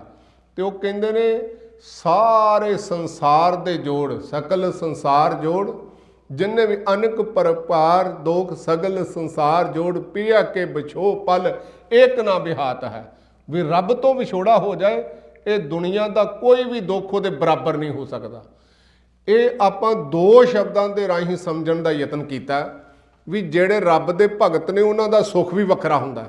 ਅਸੀਂ ਖਾਣ ਪੀਣ ਦੀਆਂ ਚੀਜ਼ਾਂ ਦੇ ਵਿੱਚੋਂ, ਮਹੱਲਾਂ ਦੇ ਵਿੱਚੋਂ, ਸ਼ੋਇੰਗ ਆਫ ਦੇ ਵਿੱਚੋਂ ਜਾਂ ਪਾਣ ਦੇ ਮਹਿੰਗੇ ਕੱਪੜਿਆਂ ਦੇ ਵਿੱਚੋਂ ਸੁੱਖ ਲੱਭਣੇ ਆ। ਰੱਬ ਦੇ ਭਗਤ ਕਹਿੰਦੇ ਨਹੀਂ, ਰੱਬੀ ਵਿਚਾਰਧਾਰਾ ਦੇ ਨਾਲ ਜੁੜਨਾ ਹੀ ਸਭ ਤੋਂ ਵੱਡਾ ਸੁੱਖ ਹੈ। ਦੁਨਿਆਵੀ ਤੌਰ ਤੇ ਸਾਨੂੰ ਸਰੀਰਕ ਦੁੱਖ ਹੁੰਦੇ ਨੇ, ਬੰਦਾ ਅੱਗ ਦੇ ਵਿੱਚ ਸੜ ਜਾਏ, ਪਾਣੀ ਦੇ ਵਿੱਚ ਡੁੱਬ ਜਾਏ, ਬੰਦੇ ਦਾ ਜਿਹੜਾ ਐਕਸੀਡੈਂਟ ਹੋ ਜਾਏ, ਸਰੀਰ ਜਿਹੜਾ ਕੱਟਿਆ ਜਾਏ ਤੇ ਸਰਦੀ ਗਰਮੀ ਦੇ ਵਿੱਚ ਸਰੀਰ ਨੂੰ ਰਹਿਣਾ ਪਏ, ਇੱਥੋਂ ਬੰਦਾ ਸਰੀਰ ਕਰਕੇ ਦੁੱਖ ਮਾਣਦਾ। ਪਰ ਰੱਬ ਦੇ ਭਗਤ ਇੱਥੋਂ ਦੁੱਖ ਨਹੀਂ ਮਾਣਦੇ। ਉਹਨਾਂ ਦੇ ਲਈ ਦੁੱਖ ਹੁੰਦਾ ਰੱਬ ਦੇ ਨਾਮ ਤੋਂ ਟੁੱਟਣਾ। ਇਹਦਾ ਮਤਲਬ ਟਰਾਂਸਫਾਰਮੇਸ਼ਨ ਆਫ ਕੌਨਸ਼ੀਅਸਨੈਸ ਹੈ। ਟੋਟਲੀ ਬੰਦੇ ਦੀ ਚੇਤਨਾ ਨੂੰ ਗੁਰੂ ਸਾਹਿਬ ਚੇਂਜ ਕਰਦੇ ਨੇ। ਵੀ ਅਸਲ ਦੇ ਵਿੱਚ ਅੱਜ ਦਾ ਜਿਹੜਾ ਸ਼ਬਦ ਹੈ ਨਾ, ਉਹ ਸ਼ਬਦ ਧੰਨ ਗੁਰੂ ਅਰਜਨ ਸਾਹਿਬ ਜੀ ਕਹਿੰਦੇ ਨੇ, ਮਾਈ ਮੇਰੇ ਮਨ ਕੋ ਸੁਖ, ਹੇ ਮੇਰੀ ਮਾਂ, ਮੇਰੇ ਮਨ ਨੂੰ ਪਰਮ ਸੁਖ ਦੀ ਪ੍ਰਾਪਤੀ ਹੋਈ ਹੈ। ਤੇ ਉਹਦੇ ਨਾਲ ਕਿਹੜਾ ਸੁਖ ਮਿਲਿਆ? ਕੋਟ ਆਨੰਦ ਰਾਜ ਸੁਖ ਭੁਗਵੈ। ਰਾਜਿਆਂ ਦੇ ਜਿਹੜੇ ਸੁਖ ਨੇ, ਜਿਵੇਂ ਇਸ ਤਰ੍ਹਾਂ ਕਹਿ ਲਓ ਵੀ ਮਿਲੀਅਨਸ ਆਫ ਪ੍ਰਿੰਸਲੀ ਪਲੇਜ਼ਰਸ ਜਿਹਨੂੰ ਕਿਹਾ ਜਾਂਦਾ, ਵੀ ਰਾਜਿਆਂ ਦੇ ਕੋਲ ਖਾਣ ਪੀਣ ਪਹਿਨਣ ਦੀ ਕਮੀ ਨਹੀਂ ਹੁੰਦੀ। ਉਹਨਾਂ ਦਾ ਹੁਕਮ ਚੱਲਦਾ, ਜੋ ਮਰਜ਼ੀ ਹੁਕਮ ਕਰਨ, ਉਹਨਾਂ ਦੇ ਲਈ ਹਜ਼ਾਰਾਂ ਲੋਕ ਸਲੇਬ ਬਣ ਕੇ ਹਾਜ਼ਰ ਹੁੰਦੇ ਨੇ। ਤੇ ਗੁਰੂ ਸਾਹਿਬ ਜੀ ਕਹਿੰਦੇ ਨੇ ਮੇਰੀ ਜ਼ਿੰਦਗੀ ਦੇ ਵਿੱਚ ਕਰੋੜਾਂ ਆਨੰਦ ਤੇ ਇਹੋ ਜਿਹੇ ਪ੍ਰਿੰਸਲੀ ਪਲੇਜ਼ਰਸ ਜਿਹੜੇ ਨੇ ਨਾ, ਰਾਜ ਦਾ ਜਿਹੜਾ ਸੁੱਖ ਹੈ, ਕਿਸੇ ਦੇ ਅਧੀਨ ਨਹੀਂ, ਆਪਣੀ ਹਕੂਮਤ ਜਿੱਥੇ ਚੱਲਦੀ ਹੋਵੇ। ਹਰ ਸਿਮਰਤ ਬਿਨਸੈ ਸਭ ਦੁੱਖ, ਮੇਰੀ ਜ਼ਿੰਦਗੀ ਦੇ ਵਿੱਚ ਅਕਾਲ ਪੁਰਖ ਦਾ ਸਿਮਰਨ ਹੀ ਮੇਰੇ ਲਈ ਸਭ ਤੋਂ ਵੱਡਾ ਸੁੱਖ ਬਣ ਗਿਆ ਹੈ। ਤੇ ਜਿਹਦੇ ਨਾਲ ਮੇਰੀ ਜ਼ਿੰਦਗੀ ਦੇ ਵਿੱਚੋਂ ਹਰ ਕਿਸਮ ਦਾ ਦੁੱਖ ਚਲਾ ਗਿਆ। ਵੇਖੋ ਜਿੰਨੇ ਵੀ ਦੁੱਖ ਨੇ ਨਾ, ਸਾਡੀਆਂ ਵਾਸ਼ਨਾਵਾਂ ਦੇ ਵਿੱਚੋਂ ਪੈਦਾ ਹੁੰਦੇ ਨੇ, ਉਹ ਵੀ ਦੁੱਖ ਚਲੇ ਜਾਂਦੇ ਨੇ। ਸਾਡੇ ਬੈਡ ਡਿਸੀਜ਼ਨ ਕਰਕੇ ਜਿਹੜੇ ਅਸੀਂ ਗਲਤ ਕੰਮ ਕਰਨੇ ਆ, ਉਹ ਵੀ ਦੁੱਖ ਚਲੇ ਜਾਂਦੇ ਨੇ। ਕਿਉਂਕਿ ਪਹਿਲਾਂ ਤੇ ਮਨ ਕਾਮ ਕ੍ਰੋਧ ਲੋਭ ਮੋਹ ਹੰਕਾਰ ਦੇ ਅਧੀਨ ਹੈ ਨਾ, ਸਾਡੀ ਚੇਤਨਾ ਹੀ ਗੁਲਾਮ ਹੈ ਵਿਕਾਰਾਂ ਦੀ। ਤੇ ਜਦੋਂ ਚੇਤਨਾ ਗੁਲਾਮ ਹੋਏਗੀ, ਸਾਡੀ ਸੋਚ ਗੁਲਾਮ ਹੋਏਗੀ, ਸਾਡੇ ਜਿਹੜੇ ਫੈਸਲੇ ਡਿਸੀਜ਼ਨ ਹੋਣਗੇ ਉਹ ਵੀ ਚੰਗੇ ਨਹੀਂ ਹੋਣਗੇ। ਕਾਮਵਸ ਹੋ ਕੇ ਕਿਹੜਾ ਬੰਦਾ ਡਿਸੀਜ਼ਨ ਲੈ ਸਕਦਾ? ਜਾਂ ਕਿਸੇ ਦਾ ਰੂਪ ਚੇਤਾ ਕਰੇਗਾ, ਜਾਂ ਕਿਸੇ ਦੀ ਇੱਜ਼ਤ ਆਬਰੂ ਨੂੰ ਹੱਥ ਪਾਏਗਾ। ਕ੍ਰੋਧਵਸ ਹੋ ਕੇ ਕਿਹੜਾ ਬੰਦਾ ਫੈਸਲਾ ਲੈ ਸਕਦਾ? ਜਾਂ ਤੇ ਕਿਸੇ ਨੂੰ ਗਾਲੀ ਗਲੋਚ ਕਰੇਗਾ, ਤੇ ਜਾਂ ਵਾਇਲੈਂਸ ਜਾਂ ਕਤਲ ਕਰਕੇ ਅੰਦਰ ਹੋਏਗਾ, ਤੇ ਜਾਂ ਦੂਜਿਆਂ ਨੂੰ ਤਬਾਹ ਕਰੇਗਾ। ਇਸ ਤਰ੍ਹਾਂ ਲੋਭਵਸ ਜਦੋਂ ਸਾਡੀ ਚੇਤਨਾ ਹੁੰਦੀ ਏ, ਤੇ ਜਾਂ ਅਸੀਂ ਕਿਸੇ ਦਾ ਹੱਕ ਮਾਰਾਂਗੇ, ਜਾਂ ਚੋਰੀ ਡਾਕਾ ਜਾਂ ਡਰੱਗ ਡੀਲਿੰਗ ਕਰਕੇ ਕਿਸੇ ਨਾ ਕਿਸੇ ਤਰੀਕੇ ਦੇ ਨਾਲ ਦੂਸਰੇ ਨੂੰ ਬਰਬਾਦ ਕਰਕੇ ਆਪਣਾ ਘਰ ਭਰਨ ਦਾ ਯਤਨ ਕਰਾਂਗੇ। ਇਸੇ ਤਰ੍ਹਾਂ ਮੋਹਵਸ ਹੋ ਕੇ ਜਦੋਂ ਚੇਤਨਾ ਚੱਲੇਗੀ, ਤੇ ਉਸ ਸਮੇਂ ਅਸੀਂ ਕਿਸੇ ਨਾਲ ਜਸਟਿਸ ਨਹੀਂ ਕਰ ਸਕਦੇ। ਅਸੀਂ ਸੋਚਾਂਗੇ ਆ ਮੇਰਾ ਪਰਿਵਾਰ ਹੈ, ਬਾਕੀ ਬੇਗਾਨੇ ਨੇ, ਆ ਮੇਰੇ ਦੋਸਤ ਨੇ, ਬਾਕੀ ਬੇਗਾਨੇ ਨੇ, ਆ ਮੇਰਾ ਧਰਮ ਹੈ, ਬਾਕੀ ਬੇਗਾਨੇ ਨੇ। ਜਿੰਨੇ ਧਰਮ ਦੇ ਨਾਂ ਤੇ ਦੰਗੇ ਫਸਾਦ ਹੁੰਦੇ ਨੇ, ਇਹੋ ਜਿਹੇ ਲੋਕ ਕਰਦੇ ਨੇ ਜਿਹੜੇ ਕਹਿੰਦੇ ਨਹੀਂ, ਮੇਰੇ ਧਰਮ ਨੂੰ ਜਿੰਦਾ ਰੱਖਣ ਲਈ ਦੂਜਿਆਂ ਨੂੰ ਕਤਲ ਕਰ ਦਿਓ, ਦੂਜਿਆਂ ਦੀਆਂ ਇੱਜ਼ਤਾਂ ਨੂੰ ਹੱਥ ਪਾ ਲਓ। 84 ਦੇ ਵਿੱਚ ਇਸ ਤਰ੍ਹਾਂ ਵਾਪਰਿਆ, ਹੁਣ ਵੀ ਵਾਪਰਿਆ ਹਿੰਦੁਸਤਾਨ ਦੇ ਵਿੱਚ ਘੱਟ ਗਿਣਤੀਆਂ ਦੇ ਨਾਲ, ਔਰ ਹਰ ਥਾਂ ਦੇ ਉੱਤੇ ਵਾਪਰ ਰਿਹਾ ਹੈ। ਕਿਧਰੇ ਬਰਮਾ ਦੇ ਵਿੱਚ ਵੇਖ ਲਓ, ਜਾਂ ਚਾਈਨਾ ਦੇ ਵਿੱਚ ਵੇਖ ਲਓ, ਹਰ ਥਾਂ ਦੇ ਉੱਤੇ ਦੂਸਰਿਆਂ ਦੇ ਨਾਲ ਧੱਕਾ ਬੰਦਾ ਕਰਦਾ, ਕਿਉਂਕਿ ਉਹਨੇ ਗਰੁੱਪ ਬਣਾਇਆ ਹੋਇਆ ਵੀ ਇਹ ਮੇਰਾ ਪਰਿਵਾਰ ਹੈ, ਮੇਰੀ ਪਾਰਟੀ ਹੈ, ਮੇਰਾ ਧਰਮ ਦੇ ਲੋਕ ਨੇ। ਬਾਕੀ ਦੂਜਿਆਂ ਨਾਲ ਇਨਜਸਟਿਸ ਕਰਦਾ ਬੰਦਾ। ਜਦੋਂ ਸਾਡੀ ਚੇਤਨਾ ਹੰਕਾਰ ਦੇ ਵੱਸ ਹੋਏਗੀ, ਉਦੋਂ ਵੀ ਠੀਕ ਫੈਸਲਾ ਨਹੀਂ ਕਰੇਗੀ, ਉਦੋਂ ਵੀ ਲੋਕਾਂ ਨੂੰ ਦੁੱਖ ਦੇਏਗੀ, ਦੂਸਰਿਆਂ ਦੀ ਰਿਸਪੈਕਟ ਚੈਲੰਜ ਹੋਏਗੀ, ਦੂਸਰਿਆਂ ਦੀ ਡਿਗਨਿਟੀ ਜਿਹੜੀ ਚੈਲੰਜ ਹੋਏਗੀ। ਇਸ ਕਰਕੇ ਗੁਰੂ ਸਾਹਿਬ ਅੱਜ ਦੇ ਸ਼ਬਦ ਦੇ ਅੰਦਰ ਜ਼ਿਕਰ ਕਰ ਰਹੇ ਨੇ ਵੀ ਕੋਟ ਆਨੰਦ ਰਾਜ ਸੁਖ ਭੁਗਵੈ, ਹਰ ਸਿਮਰਤ ਬਿਨਸੈ ਸਭ ਦੁੱਖ। ਵੀ ਰੱਬ ਨੂੰ ਜਦੋਂ ਸਿਮਰਨ, ਉਸ ਅਕਾਲ ਪੁਰਖ ਦਾ ਸਿਮਰਨ ਕੀਤਾ, ਮੇਰੇ ਜੀਵਨ 'ਚੋਂ ਇਹ ਵਾਸ਼ਨਾ ਕਰਕੇ ਜਿਹੜੇ ਚੇਤਨਾ ਜਿਹਦੇ ਅਧੀਨ ਸੀ ਵਿਕਾਰਾਂ ਦੇ, ਗਲਤ ਡਿਸੀਜ਼ਨ ਲੈਂਦੀ ਸੀ, ਗਲਤ ਡਿਸੀਜ਼ਨ ਦੇ ਨਾਲ ਦੁੱਖ ਨਿਕਲਦੇ ਸੀ ਆਪਣੇ ਲਈ ਵੀ, ਦੂਜਿਆਂ ਲਈ ਵੀ। ਉਹ ਸਾਰੇ ਦੁੱਖ दूर हो गए ने। कोट जन्म के किलविख नासै, ਕਰੋੜਾਂ ਜਨਮਾਂ ਦੇ ਕਿਲਵਿਖ ਦੋ ਤਰੀਕੇ ਦੇ ਨਾਲ ਹੁੰਦਾ। ਜਿਵੇਂ ਅੱਜ ਨਾ ਇੱਕ ਜਿਹੜੀ ਮੈਮਰੀ ਕਾਰਡ ਹੁੰਦਾ ਫੋਨ ਦੇ ਵਿੱਚ, ਤੇ ਮੈਮਰੀ ਚਿਪ ਬਣਾ ਰਹੇ ਨੇ ਵਿਗਿਆਨ, ਕਹਿੰਦੇ ਨੇ DNA ਦੇ ਬੇਸ ਬਣਾਣੀ ਜਿਹੜੀ ਅਸਲ ਦੇ ਵਿੱਚ, ਕਿਉਂਕਿ DNA ਦੇ ਵਿੱਚ ਕਰੋੜਾਂ ਜਨਮਾਂ ਦਾ ਨਾ ਜਿਹੜਾ ਸਾਡੀ ਮੈਮਰੀ ਜਿੱਥੋਂ ਜਿੱਥੋਂ ਬੰਦਾ ਇਵੋਲਵ ਹੋ ਕੇ ਨਿਕਲ ਕੇ ਆਇਆ, ਤੇ ਉਹ ਇੱਕ ਜਿਹੜਾ ਬੂੰਦ ਜਿੰਨੀ ਥਾਂ ਦੇ ਵਿੱਚ ਇੰਨੀ ਮੈਮਰੀ ਪਈ ਹੋਈ ਹੈ, ਤੇ ਇਸ ਤੋਂ ਡੈਂਸ ਮੈਮਰੀ ਹੋਰ ਕਿਧਰੇ ਨਹੀਂ ਹੋ ਸਕਦੀ। ਇੱਕ ਤਾਂ ਸਾਡੇ ਅੰਦਰੋਂ, ਇਸ ਕਰਕੇ ਨਾ ਮੈਕਾਲਿਫ ਕਹਿੰਦਾ ਵੀ ਜਦੋਂ ਗੁਰੂ ਸਾਹਿਬਾਨ ਨੇ ਸਿੱਖੀ ਪੈਦਾ ਕੀਤੀ ਤੇ ਹਿੰਦੁਸਤਾਨ ਦੇ ਲੋਕ ਬੜੇ ਡਰਪੋਕ ਸਨ, ਤੇ ਉਹਨਾਂ ਦਾ ਕਹਿੰਦੇ ਨੇ ਜੀਨ ਨਹੀਂ ਚੇਂਜ ਹੁੰਦੇ, ਪਰ ਗੁਰੂ ਸਾਹਿਬ ਦੀ ਸਿੱਖਿਆ ਨੇ ਉਹ ਜੀਨ ਚੇਂਜ ਕਰ ਦਿੱਤੇ। ਉਹਨਾਂ ਦੀ ਜਿਹੜਾ ਕਰੋੜਾਂ ਜਨਮਾਂ ਦੇ ਜੋ ਅੰਦਰ ਵਿਕਾਰ ਸਨ, ਅੰਧ ਵਿਸ਼ਵਾਸ ਸਨ ਜਾਂ ਡਰਪੋਕਪੁਣਾ ਸੀ, ਉਹ ਗੁਰੂ ਸਾਹਿਬ ਨੇ ਚੇਂਜ ਕਰ ਦਿੱਤਾ। ਇਸੇ ਤਰ੍ਹਾਂ ਤੁਸੀਂ ਵੇਖੋ ਜਿਹੜਾ ਗੁਰੂ ਸਾਹਿਬ ਜੀ ਨੇ ਜਿਹੜੀ ਬਾਣੀ ਦੇ ਅੰਦਰ ਜਿਹੜਾ ਜ਼ਿਕਰ ਕੀਤਾ, ਦੂਸਰਾ ਕਰੋੜਾ ਜਨਮ ਹੈ। ਜਦੋਂ ਬੰਦਾ ਜਗਤ ਦੇ ਵਿੱਚ ਵਿਚਰਦਾ ਹੈ ਨਾ, ਉਹ ਕਹਿੰਦਾ ਜੀ ਸਮਾਜ ਇਸ ਤਰ੍ਹਾਂ ਦਾ ਹੈ, ਮੈਨੂੰ ਸੱਚਾਈ ਦਾ ਤੇ ਪਤਾ ਹੈ, ਪਰ ਪੀਅਰ ਪ੍ਰੈਸ਼ਰ ਦੇ ਵਿੱਚ ਆ ਜਾਂਦਾ ਵੀ ਆਲਾ ਦੁਆਲਾ ਲੋਕ ਇਸ ਤਰ੍ਹਾਂ ਕਹਿੰਦੇ ਨੇ, ਸੋਚਦੇ ਨੇ। ਇਸ ਕਰਕੇ ਜਦੋਂ ਗੁਰੂ ਸਾਹਿਬ ਇੱਥੇ ਜ਼ਿਕਰ ਕਰਦੇ ਨੇ ਵੀ ਕਰੋੜਾਂ ਜਨਮਾਂ ਦੇ ਕਿਲਵਿਖ ਨਾ ਜਿਹੜੇ ਚਲੇ ਜਾਂਦੇ ਨੇ, ਇਹਦਾ ਮਤਲਬ ਜਦੋਂ ਬੰਦਾ ਸੱਚਾਈ ਤੇ ਫੈਸਲਾ ਲੈਂਦਾ, ਭਾਵੇਂ ਸੰਸਾਰ ਦੇ ਸਾਰੇ ਲੋਕ ਇੱਕ ਪਾਸੇ ਹੋਣ ਤੇ ਉਹ ਪਰਵਾਹ ਨਹੀਂ ਕਰਦਾ, ਉਹਨੂੰ ਸੱਚਾਈ ਦਾ ਪਤਾ ਹੁੰਦਾ, ਸੱਚਾਈ ਦਾ ਪੱਖ ਲੈਂਦਾ। ਇਹਦਾ ਮਤਲਬ ਹੈ ਉਹ ਜਿਹੜੇ ਪਾਪ ਤੇ ਗਲਤ ਸੋਚ ਜਿਹੜੀ ਲੋਕਾਂ ਵੱਲੋਂ ਮਿਲ ਰਹੀ ਏ, ਉਹ ਜਿਹੜੀ ਨਸ ਜਾਂਦੀ ਜੀਵਨ ਦੇ ਵਿੱਚੋਂ। ਸਿਮਰਤ ਪਾਵਨ, ਉਹਦੇ ਸਿਮਰਨ ਕਰਨ ਦੇ ਨਾਲ ਬੰਦਾ ਅੰਦਰੋਂ ਪਵਿੱਤਰ ਹੋ ਜਾਂਦਾ ਹੈ, ਸਹੀ ਡਿਸੀਜ਼ਨ ਲੈਂਦਾ ਹੈ।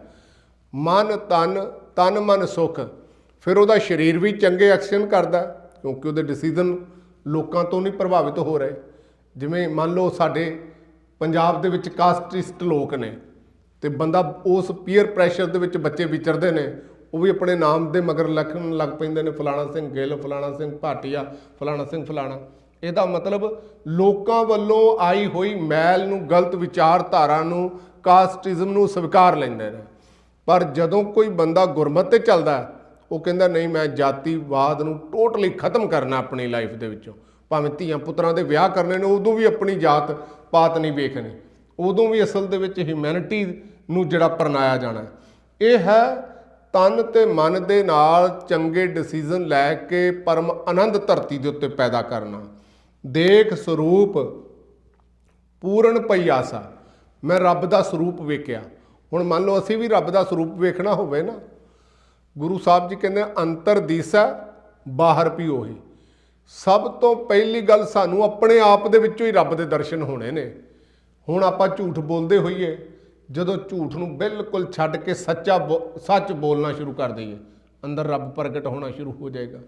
ਜਦੋਂ ਅਸੀਂ ਕਿਸੇ ਦਾ ਹੱਕ ਨਾ ਮਾਰੀਏ, ਜਦੋਂ ਅਸੀਂ ਦੂਸਰਿਆਂ ਦੇ ਲਈ ਭਲਾਈ ਵਾਲੇ ਕੰਮ ਜਿਵੇਂ ਗੁਰੂ ਸਾਹਿਬ ਨੇ ਕੀਤੇ ਨੇ ਉਸ ਤਰ੍ਹਾਂ ਕਰਨਾ ਸ਼ੁਰੂ ਕਰ ਦਈਏ, ਸਾਰੇ ਗੁਣ ਜਦੋਂ ਗੁਰੂ ਦੇ ਅੰਦਰ ਪ੍ਰਗਟ ਹੋ ਜਾਣ ਨਾ, ਸਿੱਖ ਨੇ ਆਪਣੇ ਜੀਵਨ ਦੇ ਵਿੱਚ ਰੱਬ ਲੱਭਣਾ ਨਹੀਂ, ਰੱਬ ਦੇ ਆਪਣੇ ਅੰਦਰੋਂ ਪ੍ਰਗਟ ਕਰਨਾ ਹੈ। ਜਾਂ ਇਸ ਤਰ੍ਹਾਂ ਕਹ ਲਈਏ ਰੱਬ ਬਣਨਾ ਹੈ।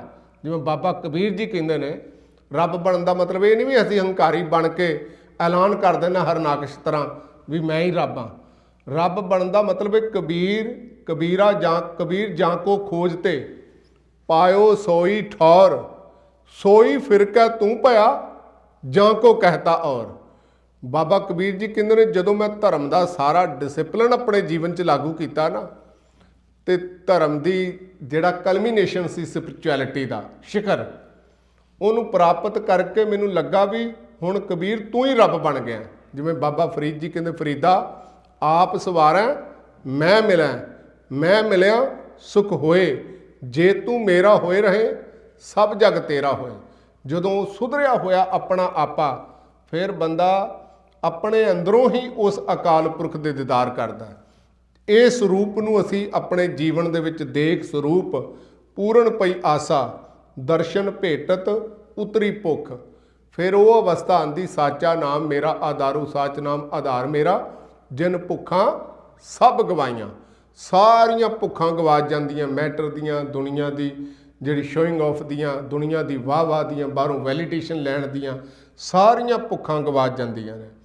4 ਪਦਾਰਥ, ਅਸ਼ਟ ਮਹਾਸਿੱਧ ਤੇ 18 ਜਿਹੜੀਆਂ 8 ਵੱਡੀਆਂ ਸਿੱਧੀਆਂ।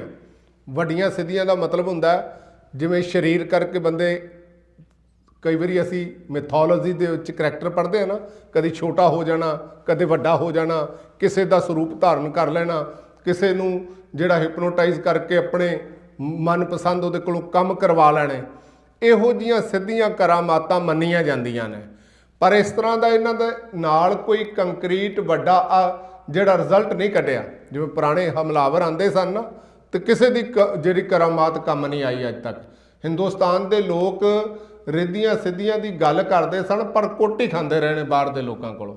ਗੁਰੂ ਸਾਹਿਬ ਨੇ ਪ੍ਰਗਟ ਕਰਾਮਾਤਾਂ ਵਰਤਾਈਆਂ ਨੇ, ਹੱਥਾਂ ਦੇ ਵਿੱਚ ਹਥਿਆਰ ਫੜਾ ਕੇ ਜਿਹੜਾ ਪੋਲੀਟੀਕਲ ਪਾਵਰ ਚੇਂਜ ਕੀਤੀ, ਇਹ ਗੁਰੂ ਸਾਹਿਬ ਦੀ ਕਰਾਮਾਤ ਸੀ। ਆਪਣੇ ਪਰਿਵਾਰਾਂ ਨੂੰ ਸ਼ਹੀਦ ਕਰਵਾ ਕੇ ਧਰਮ ਤੋਂ ਨਾ ਡੋਲਣਾ, ਇਹ ਜਿਹੜੀ ਵੱਡੀ ਕਰਾਮਾਤ ਸੀ। ਗੁਰੂ ਸਾਹਿਬ ਜੀ ਕਹਿੰਦੇ ਨੇ ਨਾਮ ਦੇ ਨਾਲ ਪ੍ਰਾਪਤ ਹੁੰਦੀ। ਕਾਮਧੇਨ, ਇਹੋ ਜੀ ਗਊ ਜਿਹਦੇ ਤੋਂ ਮੰਨਿਆ ਜਾਂਦਾ ਸੀ ਵੀ ਜੋ ਕੁਝ ਮੰਗੀਏ ਉਹੀ ਮਿਲ ਜਾਂਦਾ। ਗੁਰੂ ਸਾਹਿਬ ਨੇ ਉਹ ਮਿਰੈਕਲਸ ਗਊ ਨੂੰ ਨਹੀਂ ਮੰਨਿਆ। ਗੁਰੂ ਸਾਹਿਬ ਨੇ ਕਿਹਾ ਰੱਬ ਹੀ ਕਾਮਧੇਨ ਹੈ ਸਾਰਾ ਕੁਝ। ਨਹੀਂ ਤੇ ਹਿੰਦੁਸਤਾਨ ਦੇ ਲੋਕ ਅੱਜ ਵੀ ਗਰੀਬੀ ਦੀ ਰੇਖਾ ਤੋਂ 80% ਵਿਚਾਰੇ ਨੀਵਾਂ ਜੀਵਨ ਬਤੀਤ ਕਰ ਰਹੇ ਨੇ। ਉਹਨਾਂ ਕੋਲ ਚੰਗੀ ਐਜੂਕੇਸ਼ਨ ਨਹੀਂ ਹੈ, ਤੇ ਇੱਥੋਂ ਤੱਕ ਵੀ ਖਾਣ ਵਾਸਤੇ ਚੰਗੀ ਰੋਟੀ ਵੀ ਨਹੀਂ ਹੈ ਚੰਗੇ ਕਈ ਬਹੁਤ ਲੋਕਾਂ ਕੋਲ। ਜੇ ਕਾਮਧੇਨ ਇਹੋ ਜਿਹੀ ਗਊ ਹੁੰਦੀ ਜਾਂ ਪਾਰਜਾਤ ਰੁੱਖ ਹੁੰਦਾ ਤੇ ਉਹ ਲੋਕ ਜਿਹੜੇ ਖੁਸ਼ਹਾਲ ਹੁੰਦੇ। ਤੇ ਗੁਰੂ ਸਾਹਿਬ ਨੇ ਕਿਹਾ ਵੀ ਰੱਬ ਹੀ ਕਾਮਧੇਨ ਹੈ, ਰੱਬ ਦਾ ਨਾਮ ਹੀ ਪਾਰਜਾਤ ਹੈ ਸਾਡੇ ਲਈ। ਤੇ ਉਹਨੇ ਰਿਜ਼ਲਟ ਕੱਢੇ ਨੇ ਜ਼ਿੰਦਗੀ ਦੇ ਵਿੱਚ। ਜਦੋਂ ਗੁਰੂ ਸਾਹਿਬ ਨੇ ਸਿੱਖਾਂ ਨੂੰ ਕਿਹਾ ਕਿਰਤ ਕਰੋ, ਤੇ ਇਹ ਗੁਰੂ ਸਾਹਿਬ ਦਾ ਉਪਦੇਸ਼ ਹੀ ਅਸਲ ਦੇ ਵਿੱਚ ਕਾਮਧੇਨ ਸੀ। ਸਿੱਖਾਂ ਨੇ ਆਪਣੀ ਮਿਹਨਤ ਕਰਕੇ ਆਪਣੀ ਜ਼ਿੰਦਗੀ 'ਚ ਖੁਸ਼ਹਾਲੀ ਪੈਦਾ ਕੀਤੀ ਹੈ। ਨਾਨਕ ਸ਼ਰਨ ਗਹੀ ਸੁਖ ਸਾਗਰ, ਜਨਮ ਮਰਨ ਫਿਰ ਗਰਭ ਨਾ ਧੁਖ। ਗੁਰੂ ਸਾਹਿਬ ਜੀ ਕਹਿੰਦੇ ਨੇ ਮੈਂ ਉਸ ਅਕਾਲ ਪੁਰਖ ਵਾਹਿਗੁਰੂ ਜੋ ਸੁੱਖਾਂ ਦਾ ਸਾਗਰ ਹੈ ਉਹਦੀ ਸ਼ਰਨ ਦੇ ਵਿੱਚ ਆਇਆ, ਫਿਰ ਇਹਦੇ ਨਾਲ ਮੇਰਾ ਆਵਾਗਮਨ ਖਤਮ ਹੋ ਗਿਆ।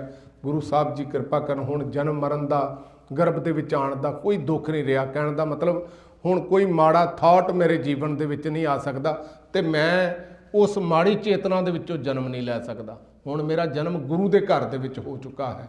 ਗੁਰੂ ਸਾਹਿਬ ਜੀ ਮਿਹਰ ਕਰਨ, ਇਹ ਵਿਚਾਰ